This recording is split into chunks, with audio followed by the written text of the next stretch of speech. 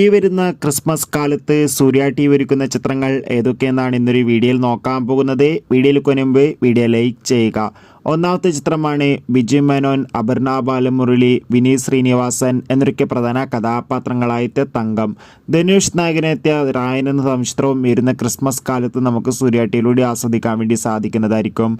പൃഥ്വിരാജ് നായകനെത്തിയ കടുവ എന്ന ചിത്രവും ഈ വരുന്ന ക്രിസ്മസ് കാലത്ത് നമുക്ക് സൂര്യ ടിയിലൂടെ ആസ്വദിക്കാം. നിവിൻ പോളി, അനശ്വര രാജൻ, ധ്യാൻ ശ്രീനിവാസ് എന്നൊക്കെ പ്രധാന കഥാപാത്രങ്ങളായെത്തിയ മലയാളി ഫ്രം ഇന്ത്യയും ഒപ്പം തന്നെ രജനീകാന്ത് നായകനെത്തിയ വേട്ടൻ എന്ന ചിത്രവും ഈ വരുന്ന ക്രിസ്മസ് കാലത്ത് നമുക്ക് സൂര്യ ടിയിലൂടെ ആസ്വദിക്കാൻ വേണ്ടി സാധിക്കുന്നതായിരിക്കും.